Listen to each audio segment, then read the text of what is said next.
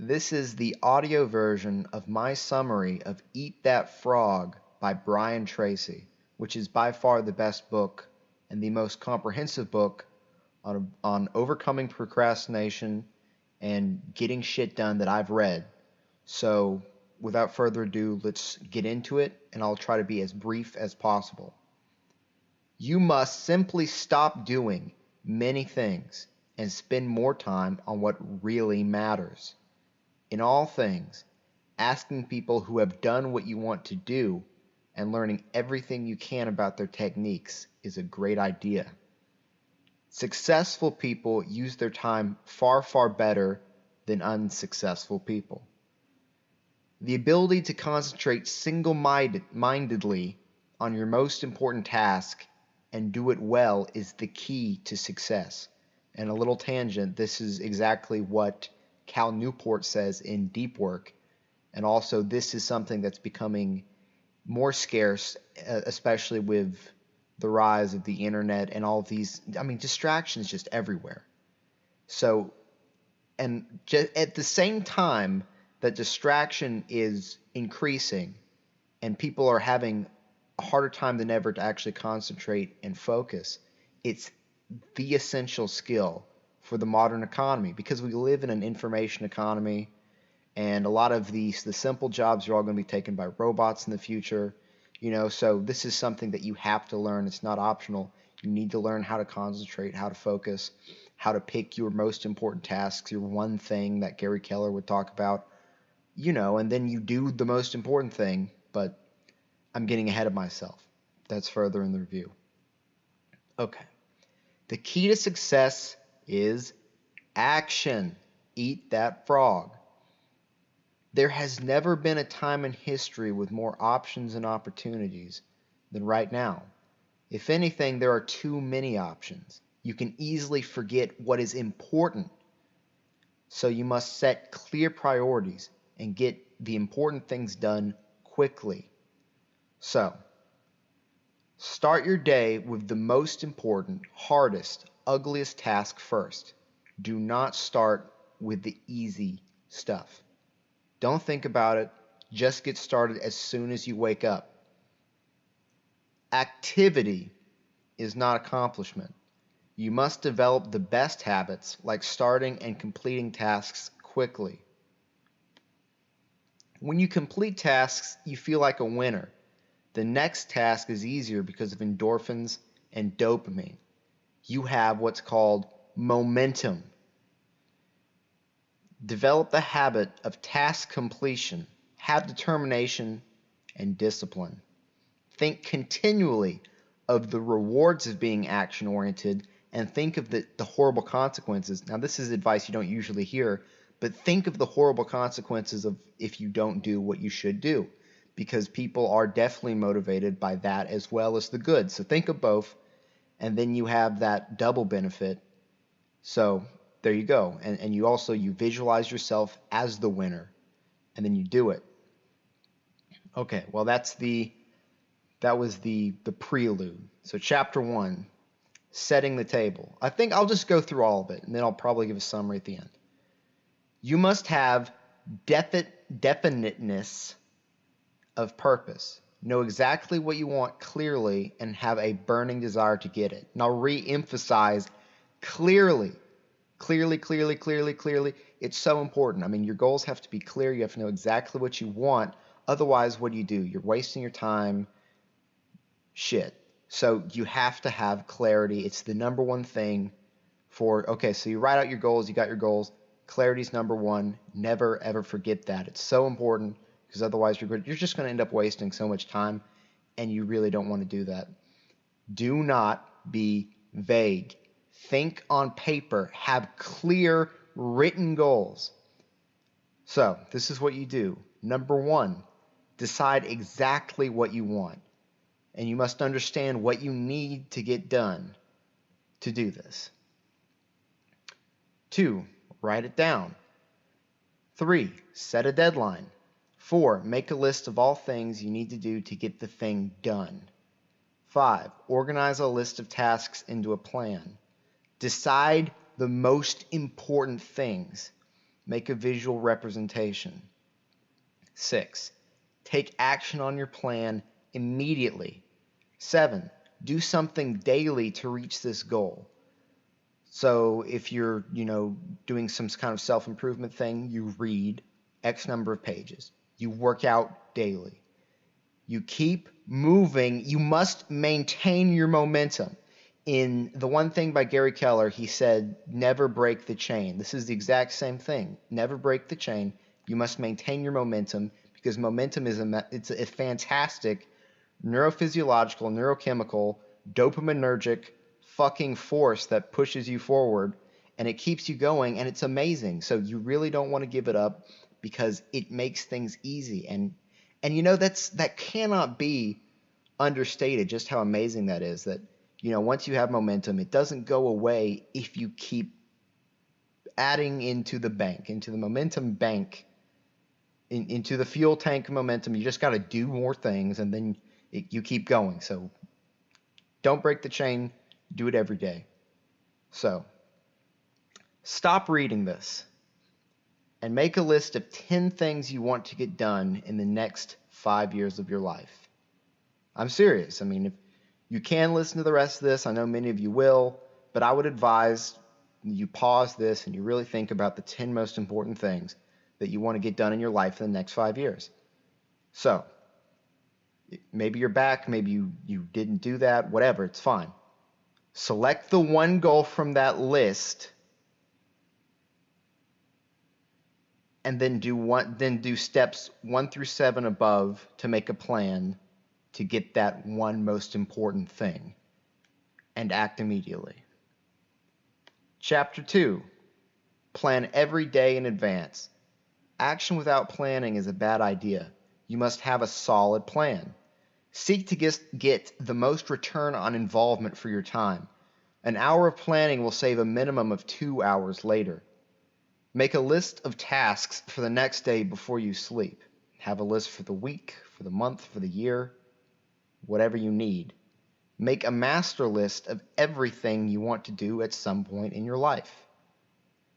And, then you can also, figure out when to do that. If you see, I guess a big point here that it wasn't written out, but it's great to have dreams. It's great to think of things. But if you don't actually write them out and then eventually make plans, or make plans all at once, you could do that, of when to do things. You want to go skydiving? Okay, put it down on the list of something you want to do in your life. Now let's say you're going to do it within the next 3 years.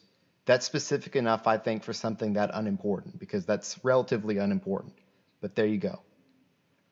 The first 10 minutes of planning will give you 90% of the time savings, so you don't need to worry about working out every little thing if you really just don't have the time. If you give it 10 minutes, you'll get most of the benefit. You also want to mark everything by priority and also urgency of time. Chapter 3, apply the 80-20 rule to everything. So the 80-20 rule, the Perdomo rule, is 20% of actions give you 80% of results in anything. And there's something related to this. It's really the same thing, except even more taken to the next power, is the rule from The One Thing. And the whole concept of The One Thing by Gary Keller is that there's usually one thing in something that you're doing, one task in one action that you are doing towards achieving a task that is giving you most of the benefit. So it's not just, okay, so you have the 100%. 80% of the tasks are bullshit most of the time, or at least not that important. 20% is very important. And then in that 20%, there is usually one specific task that is the overwhelmingly important task. That, by the way, is going to be the thing that you will procrastinate or tend to procrastinate on the most. What you must do instead is to do that as early in the day as possible and get it fucking done. And because that is the most important thing. And if you literally just got that done and did nothing the rest of the day, you would be much more of a productive person than if you did hours and hours and hours and hours of the 80% bullshit stuff. by the way, this is entirely the reason why successful people are so much more productive. Like it sounds so simple. It is so simple. They do the more important things, and then they worry about doing the bullshit later. And of course, many of them do work insane hours, but you don't have to do that. You can get a lot done very shortly. But I'm starting to rant. So the next thing, you can be busy. Well, this is pretty much what I just said, but you can be busy all day long on the 80% and still get little done. Do not work on any of the 80% tasks until the 20% tasks are done. If you start with the important stuff, it'll become a habit. And if you make it a habit of accomplishing the big tasks first, A, you get a great feeling from that. B, your life gets better and you avoid horrible consequences of not doing the right thing. And well, there you go. I mean, is there anything else that needs to be added to that? No, it's about as important as anything could be. You must be good at choosing between important and unimportant tasks. So if you're not great at that, that is definitely a skill that you have to learn, and you kind of have to be savage with it. I mean, if you don't have the most self-discipline or this or that, then you have to do that, and you need to cut out the crap. Chapter 4, consider the consequences. Understand the consequences of doing or not doing something. This will tell you what matters. You must have long-term perspective, not short-term. Long-term thinking improves short-term decision-making. Delayed gratification, that is the name of the game. Failures do what is tension-relieving, while winners do what is goal-achieving. There will never be enough time to do everything. You must do the most important things and let the other things go. Build in a time buffer, 20%, to give you leeway. You still try to get it done as soon as possible, of course, but this is just being practical. Things very often take longer than you think. That's the way your brain works. It's optimistic in some ways, it's pessimistic in others, but it's certainly optimistic when it comes to time. So always give yourself at least a 20% buffer to get the task done, and then work as quickly as you can. Ask yourself, what are your highest value activities? This is a great thing to ask others, by the way, so you can figure out, what their priorities are, what they, want on a team and shit like that. But there you go. You need to ask yourself more than anyone. And you also need to ask yourself, especially if you're on a team, what will only get done if you do it? What are the things that, if you don't do it, it doesn't happen? Those are also near the top priority things. Very, very important. Chapter 5, practice creative procrastination. So you procrastinate when it comes to low-value tasks. Outsource them, delegate them if possible. You can only get your life under control to the degree that you discontinue low-value activities and low-value people. I won't say anything, but TV, golf, so many things can be abandoned or put off until later. I could say more, but you get it. I mean, you listen to this, there's so much crap you do that you can just shut out. I've shut out a lot of things. There's still, it's an ongoing struggle. One thing, you can always become better, but you really need to figure out, what are you wasting your time on? You're wasting too much time online. You're watching too much TV. Are you doing blah, blah, blah, blah, blah? Bullshit, cut it out. It's crap. Chapter 6, practice the ABCDE method. So, you start with a list of all that you have to do the next day. You mark the tasks the following way. A is a must-do task, and then you number it. What A1, A2, A3. So these all have to be done the next day. This is the plan you make the night before the next day. So A, must-do tasks, put number 1, 2, 3, blah, blah. 1 is most important. 1 is the must-do, most important, absolute fucking must-get-done task. It's the first thing you will do in the morning after your morning routine. Okay? Now we move on to B tasks. These are important but not crucial. If it didn't happen, if you didn't get it done, that would not be good, but it's not going to fucking destroy everything. So never do a B task while you still have an A task. C is a nice to do, but no real consequences if you do not do it task. These are the kind of things that, okay, maybe somebody comes to you, maybe even your boss, like, oh, it'd be nice if you did this, blah, blah, blah. I mean, look, your boss, maybe he's an asshole, maybe you need to move it to a B task, whatever. I'm not going to say anything, but it's a nice to do, but no real consequences. So there you go. D is a can be delegated task. So this is something that you can move on to somebody else, and you want to delegate as much as possible. I mean, if you want to group similar activities as much as possible. So like ideally you'd sit down and you would do tasks that are really similar for as long of an extended stretch of time as you can, because you become increasingly more efficient. You get the focus, you get the flow state going on. I mean, without the mastery, you still have the flow. And so you have to keep that in mind too. And I think that also it goes into that more later in this review. So I'll leave it there. I won't want to, repeat, because I'm sure I'll end up doing enough of that already. But anyway, and then there are E tasks. E tasks are tasks you do that can be and should be eliminated.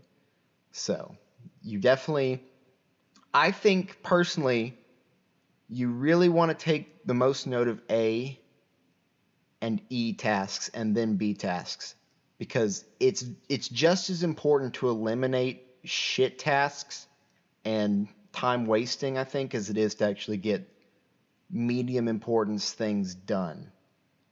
So of course A is most important, B is at the end of the day the second most important, but I think really eliminating the shit is just as important as getting many things done, because then you have more time just to get everything done anyway. So more time, sort of the name of the game.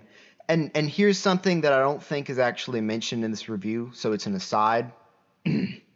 But the other thing besides focus that allows the successful people to actually be so successful, so good at what they do, and so productive is, well, they have focus, I said that, but they also have energy. And so energy is the other thing. If you're actually, you have more fucking energy, then boom, okay, so you go over here and you read 3 books or however you measure what you're doing. You have to have more energy. And if you don't have energy, there's so many things you can do. I recommend exercise. I recommend high intensity cardio. I recommend zinc, vitamin D. You can look up terrific total health advice from Dr. Rhonda Patrick. Look that up. That's my blog post on health, and it's been amazing. I've been eating great for like only 3 weeks. I've been following everything on that for 3 weeks, and it's like I'm insane. I feel so much better in so many ways. I mean, Jesus, it's so good. So you really need to do that. Moving on. Oh, I'll just repeat this one more time. So you go to sleep, you wake up, and then you start on your A1 task immediately. So just remember that. And you choose whether or not you want to do your A1 task before your morning routine. Personally, I think that it's very important to do your morning routine like right after you wake up, but do whatever. You could literally wake up and do your A1 and not even eat, exercise, anything, but you make that call. Chapter 7, focus on key result areas. Why are you on the payroll? Now, you're always self-employed. This is a mindset shift you need to make. You are always self-employed. You are always in charge. You are always the one who gets things done. There. You need to start thinking that way. You need to start taking responsibility for everything, really working hard. And but you should know what your boss wants.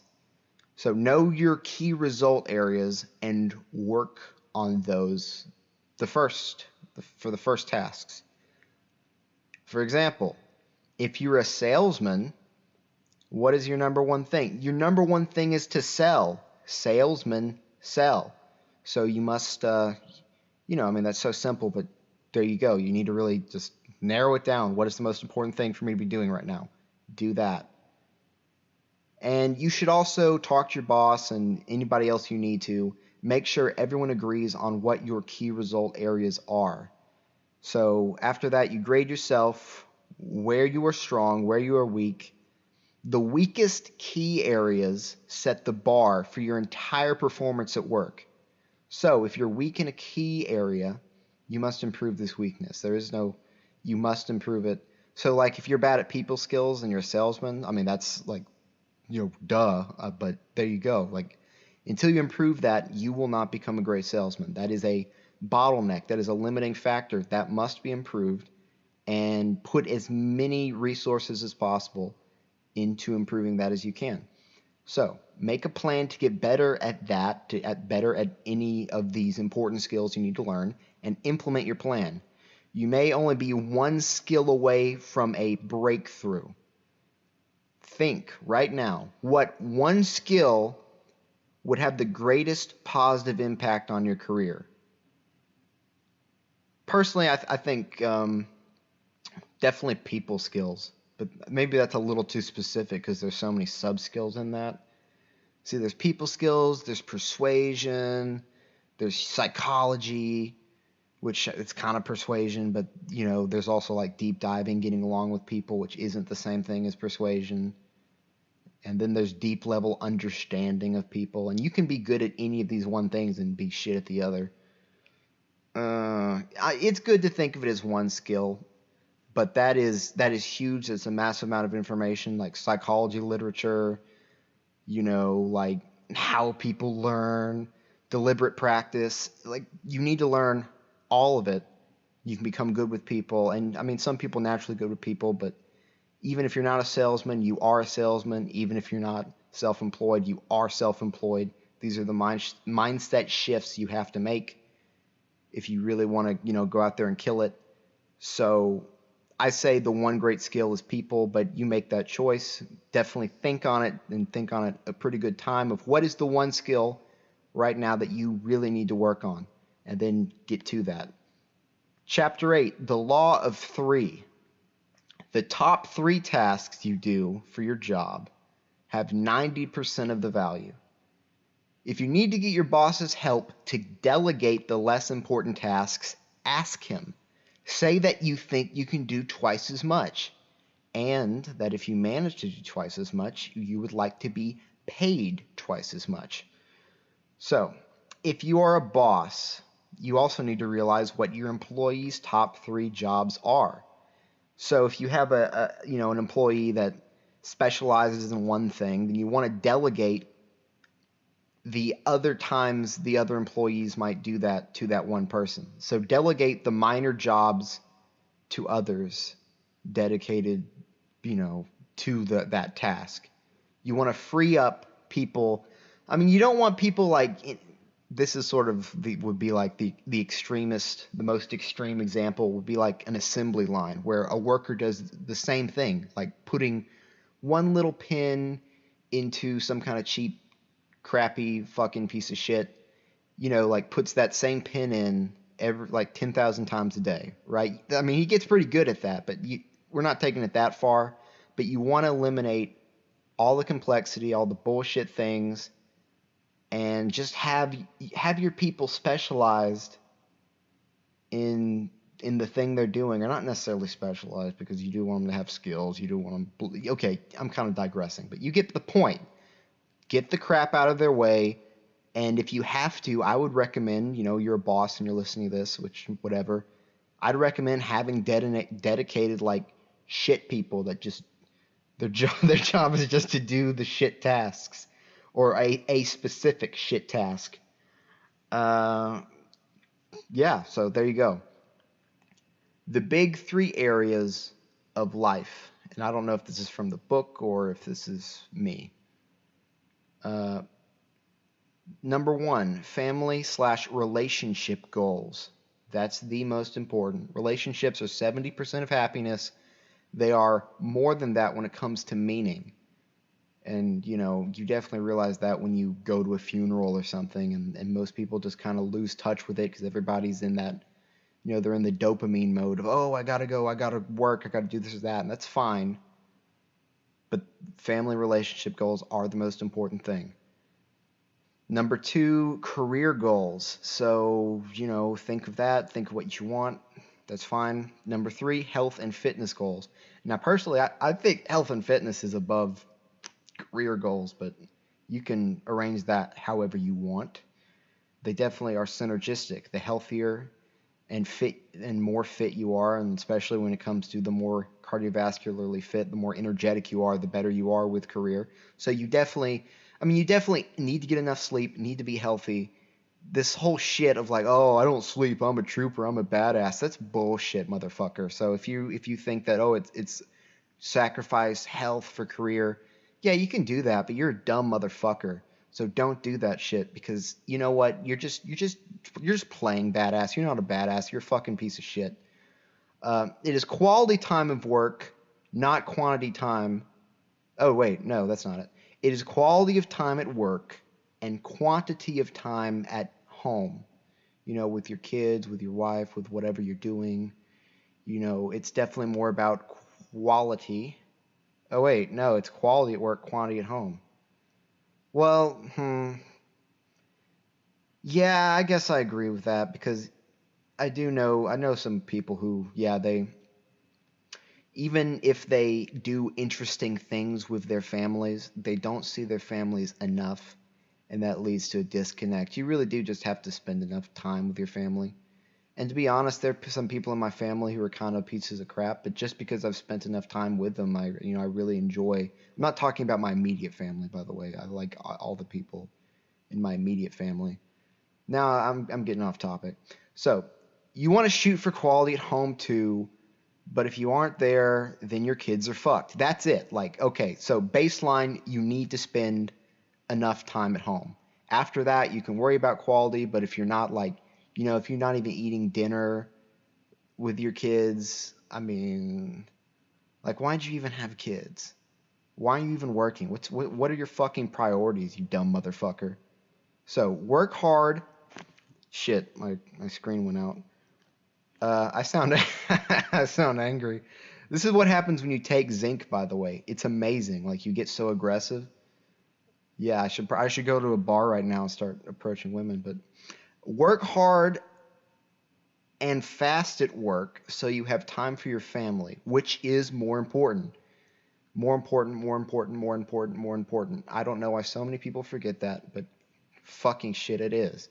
Find your three big goals in each area of life. Organize them by priority and make plans to reach those goals. That ends chapter 8. Chapter 9, prepare thoroughly. You must you have you have more potential than you could ever develop in a lifetime. What you need is you need to have everything you need before you begin. Before you start working, you need to have a dedicated work area with no distractions. And this is very, very important.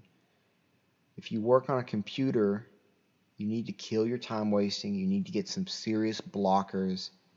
There's kind of a funny story with that. This computer, I put a blocker on it, and it blocks like everything, and I lost the password to it. But it's weird, like it'll block something, then it won't block something. It even blocks fucking YouTube.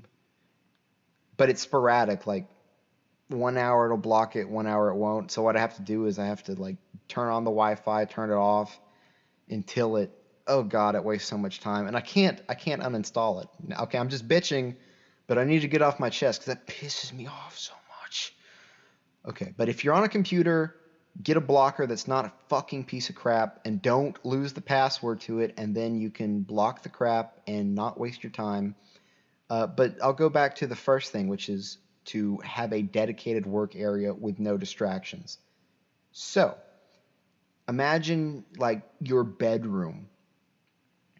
You don't watch TV in your bedroom. You really shouldn't watch TV in your bedroom. And you really, really shouldn't watch TV in your bedroom before you go to sleep. What you do becomes habit. So if you watch TV before you go to sleep, pretty soon, eventually, you need to watch TV to go to sleep. You get that craving. You're like, oh, I want to watch TV. Oh, So like if you're in your room and you work on things, do this or that, and there's distractions, and you're distracted, and crap. You don't want that. You want to have a little area with absolutely nothing to do but your important tasks. And this is the first step. This is honestly step number 1 that you should take besides writing out that plan mentioned earlier. But step 1 of what to do from listening to this review of my review is that you need to dedicate an area of whatever the fuck you can, no distractions, to getting work done. You have to set it up so that absolutely nothing, no phone, no blank. And honestly, if you do that, in 4 hours you can get more done than most people get done in 2 or 3 days. I'm not even fucking lying. You could read and just absorb things and be so focused, and it's just amazing. And if you did that for an entire day, like, you have your special place, you go to your special place all Saturday, and this is just taking to it to the extreme, but you could do that. Honestly, you're getting more done than most people would get done in 3 or 4 days. And I'm talking like not bullshit people. Bullshit people, they wouldn't even know how to do something like that. So that's very important. And I'm kind of talking to myself because I don't exactly have a place that is that dedicated. So I need to do that too. I do well enough, but that certainly needs to happen too. So I will listen to this. I will listen to my own audio recording. A bit narcissistic, but I think this is pretty good. So, well, I'll do that. I'll restructure something. There you go. But yeah, prepare thoroughly. Throw away fear of failure. Do what you fear. Take the first action. Assume the body language of high performers. So like what Jordan Peterson would say, how do you get over a fear? Well, you get over it by, it's like if you're afraid of spiders, what do? You look at a picture of a spider, and then you look at a plastic spider, and then you touch a plastic spider, and then you look at a real spider, and then you put a real spider on the tip of your pinky or something, and then I guess you really don't do anything after that. Like, I guess you could jump into like a vat of spiders, but that's actually yeah, I'm not afraid of spiders, but jumping into a vat of spiders, that actually does freak me out. What was my point? My point is it's called successive approximation, I think. Yeah. So, you get closer and closer to what you're trying to do, what you're afraid of. If you're afraid of talking to women, maybe you start off by asking 10 of them what time it is. Something really simple just to break the stigma. And then next you can start, a really simple conversation. Maybe you're in a coffee shop and you just want to say something dumb, or maybe it's contextual. That's really easy. You're at school and you want to say something about the environment, like, I didn't realize they just painted this wonderful thing here. Look at this painted the wall. They painted the wall. Isn't that so cool? Okay, that sounded awkward as fuck, but you get the idea. Like, contextual conversations, easy. So, exercise. Look at your desk. So your desk at your job or your desk at home. Ideally both. Look at your desk. Who does it look like works there? Organize it. Organize your shit. I don't get this stigma against organization. I'm not particularly an organized person yet, Although I guess when it comes to information, I am, which is the most important thing to be organized about. So I won't shit talk too much, but definitely not nowhere near I want to be. I want to be fucking amazing at organizing. But like this idea, oh, I'm smart. Oh, smart people have messy desks. Oh yeah, smart people stay up late and do all these other things. Like fuck you. You're a moron. The people who say shit like that. That's well, I mean, to be frank, not the only people I've heard who say things like the people who curse more and the people who, well, I curse more, but well, I probably shouldn't do that. But like, oh, the people who curse more, the people who have messy, the people who go on wild tangents when they're supposed to be talking about a review of Eat That Frog by Brian Tracy. Like those people are the geniuses. The people who aren't geniuses, the organized ones. I don't buy that. I don't fucking buy that at all. Especially since I understand some things about the psychology and really, I mean, that's conscientiousness and conscientiousness is not it doesn't correlate with anything. So I guess I guess there's not much else to say with it. In fact, nobody can really know exactly what it is. And you could look at Jordan Peterson talking about that conscientiousness is somewhat of a mystery, and I have my theories, but I won't say them now because I've just digressed for like 3 or 4 minutes. So on to the next chapter, chapter 10. Take it one oil barrel at a time. So if you have a very big task, like your A task, your A1 task, it has many it has many subtasks. So what you do is you take your A1 biggest task of the day and you break it into many bite-sized pieces. So then you cross the Sahara, so to speak, by driving between the black oil barrels. You go from one subtask to one subtask. Complete the task, move to the next. So simple. And now you just need to get started as soon as possible.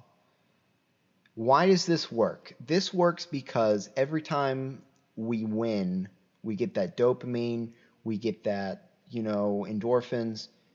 Like it's so a book I read, The Winner Effect is what it's called. So you can go to fightfailure.wordpress.com and look up The Winner Effect, and my review of that book is there. But it talks about how winning actually neurologically changes your brain and causes these different neurochemicals, mainly dopamine. And dopamine is, related to testosterone, but testosterone also spikes when you win. And by the way, that's why like I'm hopped up on zinc right now, and I'm more energetic and also sort of more like, I don't know, more aggressive or whatever you want to call it. It's because zinc makes dopamine, and zinc is also extremely involved in production of testosterone. So they're, like all these things work together. Anyway, what the fuck was I talking about? Oh, the point is take it one oil barrel at a time. So you fucking... Oh, so when you do one thing and then you get a win, when you get a win, you can get another win pretty easy. And then you build up sub-wins. If it's just like in your mind, okay, here's this one giant task. Like, let's say you're writing a paper, and the end goal, of course, is getting the paper done. But if you break it up into your mind of, okay, today I'm going to do this paragraph, tomorrow I'm going to do this paragraph, tomorrow after that I'm going to do this paragraph, or however you want to break it up, then you get a win after a win. Or even if you do it all in the same day, like, okay, first I do this, and that is a win. So you are defining it as a win in your mind. So once you get done with the first paragraph, you feel a little better. And you feel better in a way that is different than if you completed it and you had not told yourself beforehand that that was a goal.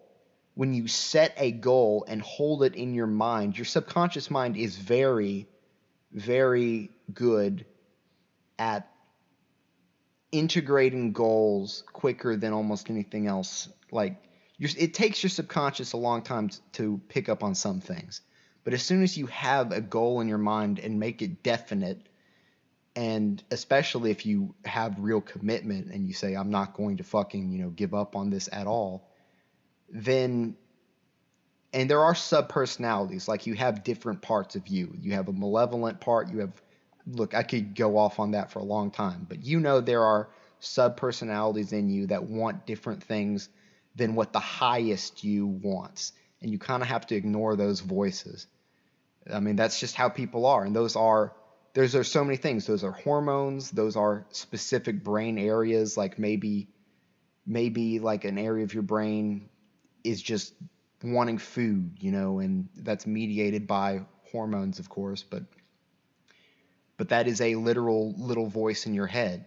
So people are kind of a collection of these different voices, except there is this one sort of highest voice, you want to call, and that's what you really think of as you. You don't think of the other ones as really being you. At least I don't.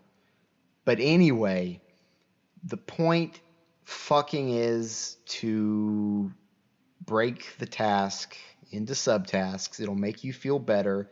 It'll help you get it done. And I just explained some of the reasons why. So there you go. You make a list of what you need to get done. Oh no, this is different. So select any goal in life you have procrastinated on. Make a list of what you need to do to get it done. Do one thing from the list, and then keep going. That's momentum right there. So you do one thing. Okay, well, I did one thing. That was pretty easy. Let's do another thing. Oh, that was even more fun. Let's do another. Hey, now I've gotten 3 wins in a row. Let's do another. Boom, boom, boom, boom, boom. And it feels, there's really not many feelings better than it. It's why people get addicted to work, and they don't spend enough time with their families, because if you're really good at work and you are able to like win, I understand it. I understand the addiction, but there's still no excuse for it. Chapter 11, upgrade your skills. Learn what you need to learn to do your work in a spectacular fashion. And this goes back to the idea of, not only the most important skill you need to learn, but all the other skills you need to learn. So upgrade your skills. Improve until you do not feel weak in any area of a key task. Getting better at a key task saves immense time. Continuous learning is the minimum for success in a field. Add skills like public speaking, writing, etc. Mastery, knowledge. Read at least an hour a day. Very, very important. Listen to audiobooks in your car. That can get you your hour easily. And get the skills. So, also, you might want to look into my review of Peak by Anders Ericsson for how to learn skills most effectively, which is with deliberate practice, which is to, in short summary, it's to do what you are trying to do. To do what you're trying to do, you need to do it practice-wise as close to the real thing as you can. So like if you're in the military and you're trying to learn how to kill people, you use simunition, which is, you can look that up, simunition. It's like paintballs but inside actual bullets, and they go in and they hurt like shit, and people get shot and do all this stuff. And that is the most effective way to train, period. Because it's so close to the real thing. So there you go. That's pretty much the summary of the book. There's a lot of other very interesting things, but that's honestly like the big thing to take away from it. So chapter 12, leverage your special talents. Use your skills at doing things faster and better than others to make bank. So if there's skills that you have that are yours that you are particularly good at, or maybe it's a rarer skill, then this is important. So you take stock of what you do especially well, and then you nurture that thing. It's much more, you need to bring the key areas that are not acceptable up to snuff. That's absolutely true. But there are also skills you have that you are naturally good at, or maybe you just really enjoy. And that is something that you really, really should develop even more. Like they call it, play to your strengths, right? So figure out your strengths and then make your strengths even stronger, because at the end of the day, you'll probably end up wasting much less time if you just make some things that you're already good at really strong than if you try to like fix, all the other crap. I mean, of course, there are some, again, key areas you must fix, like people skills. If you don't have people skills, that must get fixed. Otherwise, you pretty much can't do shit. That's an overstatement, but it's just so important that I can't. I mean, you know how it is. Chapter 13, identify your key constraints. What is holding you back? What sets the speed of your goal achievement? Why aren't you at your goal already? Study the limiting factors. Alleviate the choke points. The choke point can be a person, a skill, anything. Eliminating a choke point can bring about more progress faster than almost anything else. Only 20% of limiting factors are on the outside. 80% of limiting factors are within you. Your skills, your actions, the ways you are spending your time. Identify your most important goal in life. Determine the one thing in yourself that sets the speed of accomplishing that thing in life that you find to be most important. Now, well, I guess I shouldn't talk about that. I'll save that for if when I do one of these on the Jordan Peterson biblical series, because it's very deep stuff, it's very important stuff, but I will save that and not talk about it right now. Chapter 14, put the pressure on yourself. Only 2% of people can work hard entirely without supervision. These people are called leaders, and you can be one. You put the pressure on yourself. You see yourself as a role model. Self-esteem is your reputation with yourself. Now, personally, I don't like the term self-esteem. I think I'd rather call it self-compassion, which is a different thing. Self-esteem is narcissism, and having a little is fine, but not a lot. Let's say self-compassion, your reputation with yourself, your ability to forgive yourself. This increases every time you do something. Now, this is very true. It's so important that when you make a promise to yourself, you actually keep it, because you do treat yourself in some ways like a separate entity. And you should, because like I said, there are separate entities up in this skull of yours. Well, of mine. I was talking to me, but whatever. This is getting confusing. So that actually makes sense. But when you don't do something that you promised to yourself or you said you were going to do, you actually lose trust in yourself. Just like you would lose trust in someone else when they don't do something they said they were going to do. So the more times you actually do something you said you were going to do, the more you trust yourself, the less stressed out you are, and then everything just works so much better. So if you're not going to do something, don't lie and say you're going to do it. I mean, just say, no, I'm not going to fucking do it. And then at least you'll sort of respect yourself for being frank, and that's better than nothing. But ideally, you say what you're going to do to yourself, and then you fucking do it, and that increases your self-trust. And, I think that's the best way of conceptualizing what Chapter 14 is trying to get at, even better than self-compassion or self-esteem. It's self-trust. You want to beat your own deadlines. Now, this pretty much goes without saying, but there's this tendency that when you give yourself a certain amount of time, you basically use all of that time to get something done. I don't remember what rule it's called, but it tends to actually be true. If you have 2 weeks to write a paper, it tends to take 2 weeks. If you have a week, it tends to take a week. If you have 3 days, 3 hours. Yeah, you get it. But beat the deadline and just do it as fast as you can. That's the rule. Do it as fast as you can.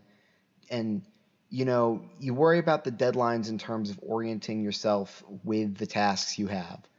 Like, do the tasks that are due soonest first, unless they are just not nearly as important as one of the other tasks and you think you don't have enough time, and use your common sense. Moving on. Chapter 15. Maximize your personal powers. Master master, master at least one field. You need full rest to go hard. Nurture your energy levels at all time. That's what I talked about earlier. But that's a different topic. Why do you want to master at least one field?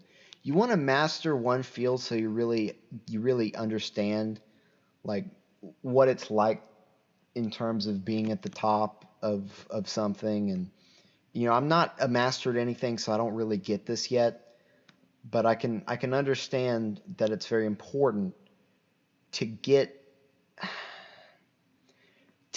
how different it is once all of your preconceptions and misconceptions of something have been thrown aside and you really understand exactly what it's like to be completely proficient at something. I also think this is good advice to master at least one field and truly master at least one field, because in the process of truly mastering one field, you will learn at least some of the skills or maybe just mental routines that are required to master maybe anything. So if you master one thing, perhaps it actually gets easier to master another thing. And that seems true. My gut says that's true, especially when it comes to a skill that is related. So there you go. But going on to the next thing, you need full rest to go hard. And this is kind of what I was ranting on a little while ago. So you need to nurture your energy levels. You need to get sleep. You need to get your vitamins. You need to exercise. And also, you need to understand that blood glucose is tied to willpower. Now, don't drink fucking Cokes and like eat bread and all this other shit. Just eat some fucking bananas. Bananas are great. So, if you're feeling a little, I don't know, weak-willed, eat a banana. The carbs will actually increase your willpower. Don't work long into the night. It's inefficient. Sleep and you will get it done faster in the morning. Now, I understand sometimes you just have to do what you have to do, but I've done this so many times, and God, this advice helped me so much last semester when I was reading like crazy and just, had no time. And yeah, you go to sleep and then you actually make yourself stick to it, but then you study, like if you're, have a chemistry test or something, you study 2 hours before the test instead of, staying up and whatever. That's definitely not the way to go. You definitely really need the sleep. Improve your health and energy. Cut bad habits. Double down on the good, especially exercise. Again, high intensity cardio plus weights. And those are also the two things that raise your testosterone the most. They also happen to be the most important for your energy. And also self-esteem. So many things. Just so many things. Just weights, high intensity cardio. So important. Chapter 16. Motivate yourself to action. So, how to do this? Motivational music, the Rocky theme, etc. You can make your own list of the most motivational music you can find. And it doesn't matter how cheesy it is. It's just the most motivational, most upbeat, however you want to define it, gets you going, man. Really wants to get some fucking shit done. Make that playlist. You also need good self-talk. So you tell yourself, when you're talking to yourself in your head, when you go up against a challenge, or when you're just doing something, your self-talk, how you talk to yourself in your mind isn't like, well, I'm a loser, I'm a retard, oh, I can't get anything done. No, you're like, okay, I can do this. I've done so many things that are harder than this. This is easy. I'm going to do it. We have so much time. Just need to focus. Okay, we're going to get this done. I'm a leader. I'm after something in life. I'm getting things done. This is amazing. I'm so fucking grateful to be where I am right now and have this potential to get so much good done in the world. Like that's the kind of stuff you want going through your head. That's the kind of stuff that really motivates you, that gets you going, that makes you feel good. And a corollary to this is that you want to have a growth mindset, which is that you believe that you can improve through effort, instead of a fixed mindset where you think, okay, well, I was born like this, and that's how I am, and blah blah blah. No, you need it. You improve through your skills. So there you go. And also, you want to avoid pointless negativity just everywhere. There's so much of it.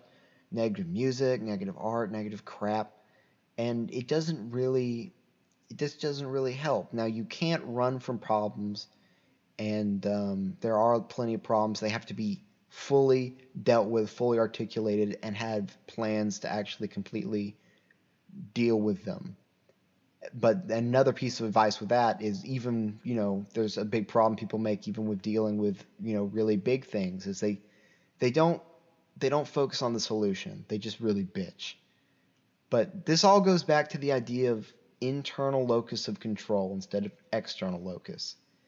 You are the one that makes things happen, okay? You are the one in control of yourself. You are the one who will make things that you want to see happen. It's not the world. It's not just going to happen. I mean, like I think I said this in the last one of these videos I did. Bad things will happen without without you needing to do anything. Bad things will happen. But generally, if you want something to happen in the world, you're going to have to do it yourself. So have an internal locus of control. Believe that you have the ability to change things, to grow, and et cetera, et cetera. And don't think that life is something that just happens to you. That, oh, I'm just going through life, and oh no, I'm a victim. Oh, things are just happening to me. That is probably the first thing, mindset wise, that if your mindset is like that, that is problem number one that needs to get solved. So there you go. If you have that, you must solve that. Okay. Besides the no negative art or music, or no useless negative art or music, there are some things that are, that say very important things. So that's fine. I wouldn't overconsume them, but that's fine. You also want to reframe challenges as opportunities, and responsibility as an opportunity. I mean, all responsibility is an opportunity. Check the news only 5 to 10 minutes at the end of the day. That's just advice purely from me. Maybe you also check the news too much. I've become much better at this because I've just gotten so sick of politics, to be frank, that I don't check the news. And there you go. Happiness leads to success. Success doesn't lead to happiness. And I don't think the goal of life is happiness. The goal of life is meaning. I won't go off on all that, but there you go. So what is happiness? Happiness is a tool. It's sort of like it's sort of like, so you have energy, momentum, and focus. Happiness improves all three, but happiness particularly improves energy. And it also greatly improves your socialization ability, because if you look at it and you watch people who are good at socializing, they are almost always in the happy frame when socializing. It's arguably why that evolved. I haven't looked into it that much. I read The Happiness Advantage by Sean Acor, and there was, some of the theories on exactly why happiness came about. But it's definitely very important for effective socialization. There you go with that. And again, this is something I said before. Look for the solution to the problem. No pointless thinking or complaining about it. Think about what you want and how to get it. Don't dwell on the past. You are in control of your thoughts. Accept complete responsibility for yourself. Chapter 17, Getting Out of the Technological Time Sinks. Detach from technology on a regular basis. Technology is supposed to improve your life, not waste your time and cause addiction. So, 80% of emails are useless.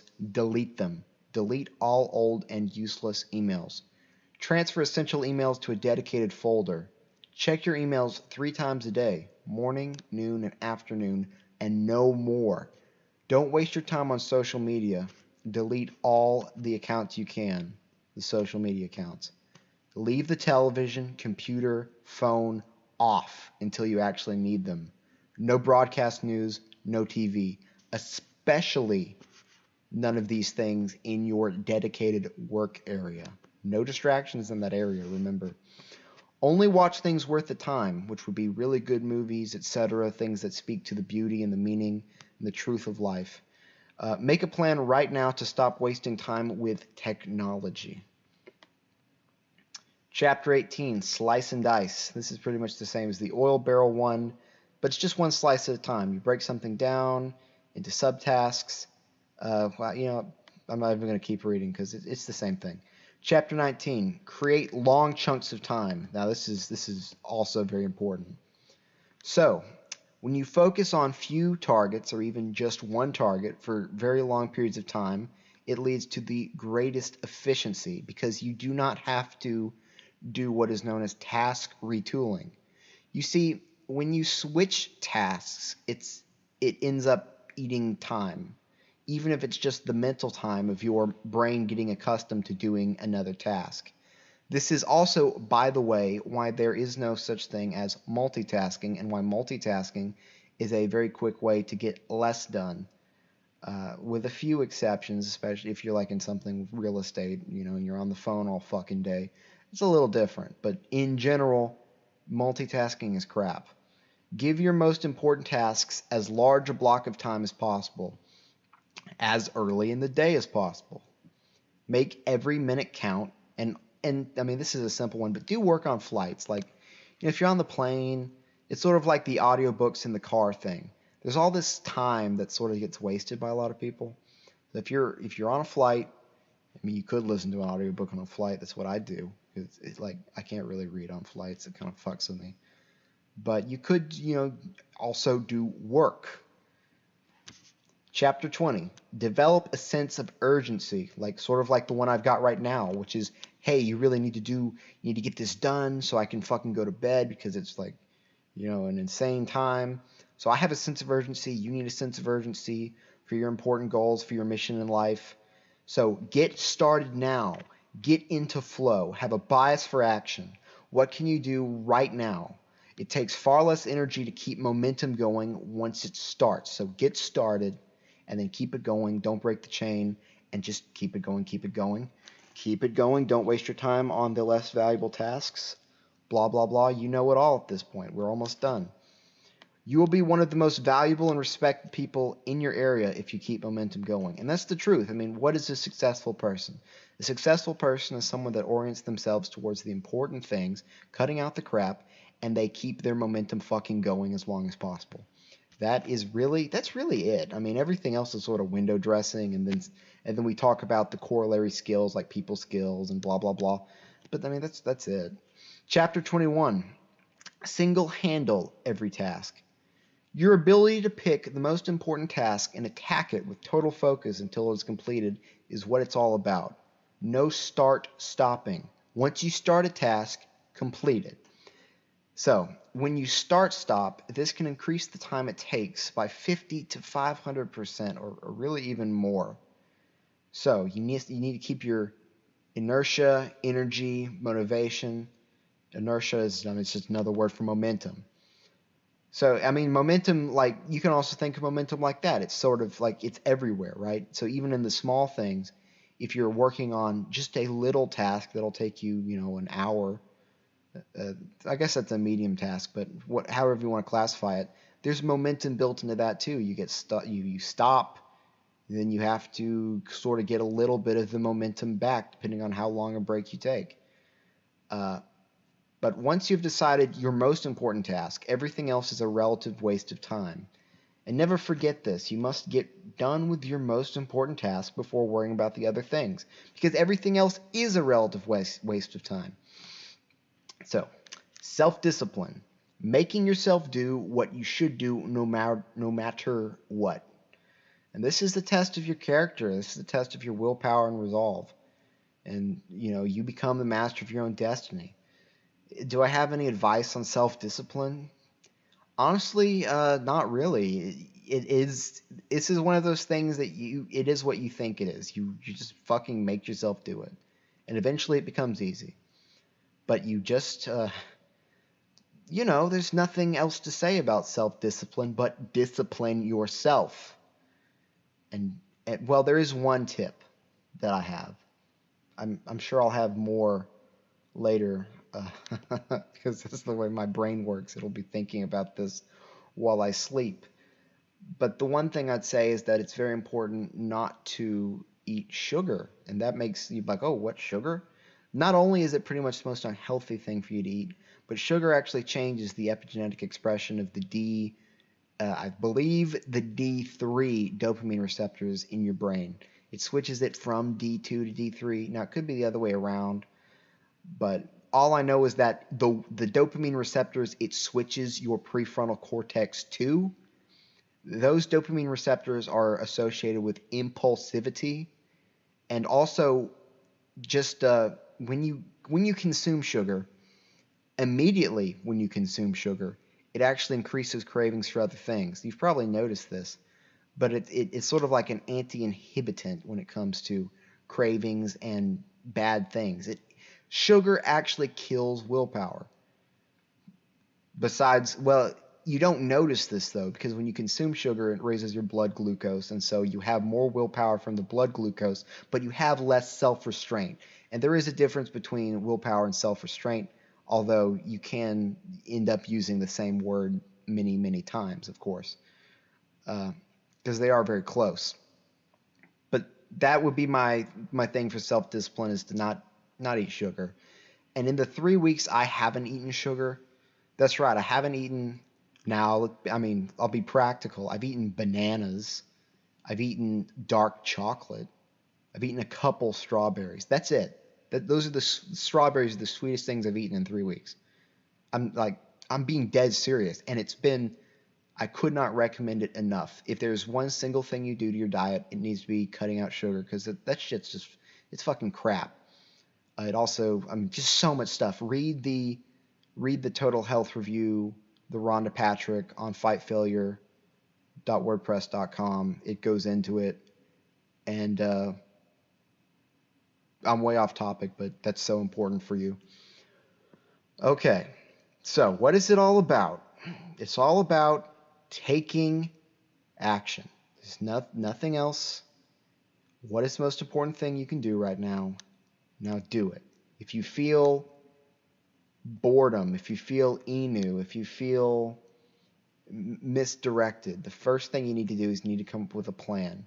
So you come up with a plan, and the plan is literally just asking yourself, what are the important tasks? Now you should have all this written out. You should know your life goals. You should know what you want to do. And then once you have that clarity, again, clarity, then you know what you really should be doing in the moment. And here's the thing, if you actually do it, you will feel better. Just sitting there and thinking about it sucks, and it makes you feel bad. So if you don't know what to do, sit down, think about it, get the distractions away, stop playing on your computer, which is, by the way, you running from your problems, you ignoring your problems. So get away from the computer, fucking write down what you're going to do, and then do it immediately. And you'll feel better. You'll feel great. So you resolve to complete it no matter what. And once you begin, refuse to stop until you're finished. And that's how you get something done, how you become like a superhuman. So, in summary, eat your biggest frog every day before anything else. Decide exactly what you want.